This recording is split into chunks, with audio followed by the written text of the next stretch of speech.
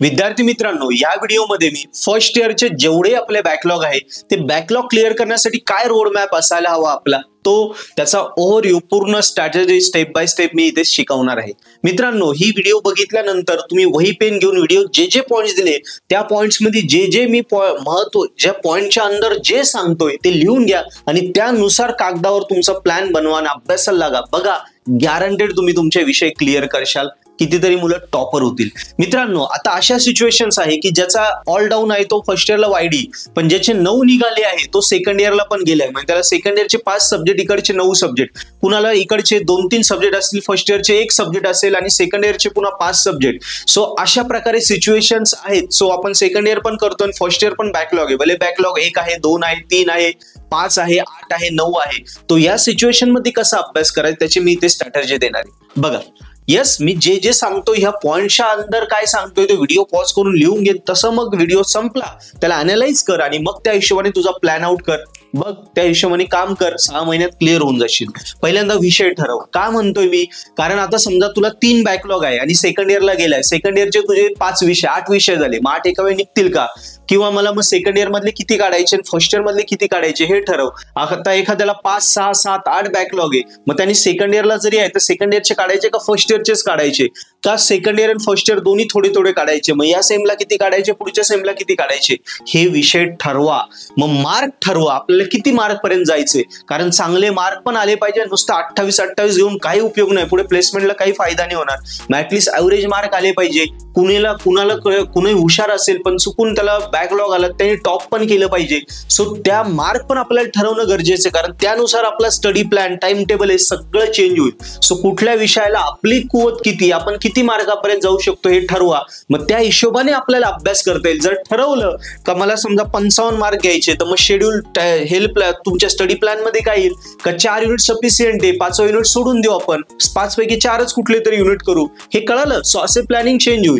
मग नंतर याच्यामध्ये इझी सब्जेक्ट कुठले, हार्ड कुठले, इझी स्वतः करून घे, हार्ड कुठले ते ठरव। आता हार्ड करताना काय कर, कुणाची तरी मदत घे, एखादा चांगला मित्र असेल किंवा ज्यांनी विषयात चांगले स्कोर केले त्यांची मदत घे, किंवा कॉलेजच्या टीचरला पुन्हा जाऊन भेट, जे मागच्या वर्षी शिकवायला होते त्यांची मदत घे, किंवा तू ऑनलाईन युट्यूब वरून करू शकतो, किंवा वेगवेगळ्या प्रकारचे सबस्क्रिप्शन अवेलेबल आहे। आपलं पर्पल ॲट ऍप्लिकेशनचे फर्स्ट इयरचे 10चे 10 कोर्सचे मराठीमध्ये सबस्क्रिप्शन व्हिडिओ लेक्चर कोर्सेस आहेत, ज्यात solve paper, IMP question, notes सगळं अवेलेबल आहे। त्याच्यावरनं जरी केलं, तुला कुणाची मदतची गरज नाही, IMP क्वेश्चन सगळं दिलंय।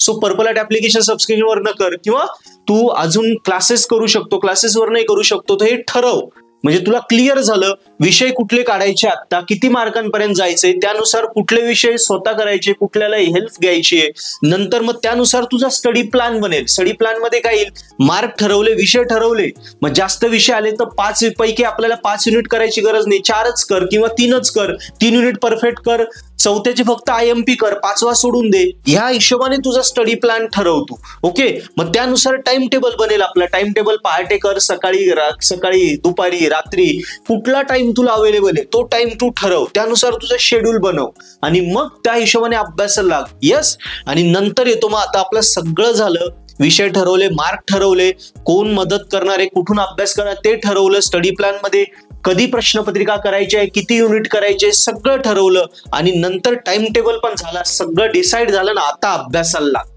अभ्यास सुरू कर आत्तापासून, आणि अभ्यास करताना बी कॉन्फिडंट। अभ्यासाला स्टार्ट करायचं। भरपूर वेळा तुला असं तू ठरवलं मला 5 तास अभ्यास करायचा आहे, पण 2 तास करशील तुला कंटाळ येईल, झोप लागेल, वाटेत सोडून द्यावं, होत नाहीये, इकडचे विषय, सेकंड इयरचे विषय, टेन्शन येतंय, पोरं पुढे चाललंय, ऑल क्लिअर आहे, काही टेन्शन घ्यायचं नाही, कारण काय होतं, हा मुद्दा मी पुढे घेणारच होतो, कॉन्फिडंट राहा।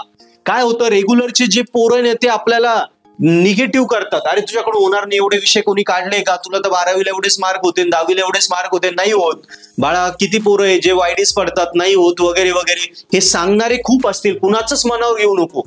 तू फक्त स्वतःवर विश्वास ठेव आणि माझ्यावर विश्वास ठेव, मी जी स्ट्रॅटेजी फॉलो कर आणि स्वतःवर विश्वास ठेव, ज्या ज्या गोष्टी सांगितल्या त्या फॉलो कर, मी 100% गॅरंटी देतो तू ऑल क्लिअर होशीलच। 100% फर्स्ट इयर सेकंड इयर दोन्ही पण ऑल क्लिअर करशील।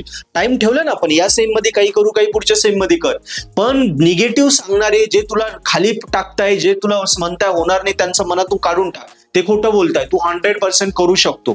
क्लिअर आहे? यस. आपण आता अभ्यास सुरू केला. अभ्यास सुरू केल्यानंतर आपल्याला आपला परफॉर्मन्स पण थोड्या 8-8 दिवसांनी चेक करत जा. म्हणजे काय करायचं, 8 दिवसांनी प्रश्नपत्रिका सोडवायचा प्रयत्न करायचा.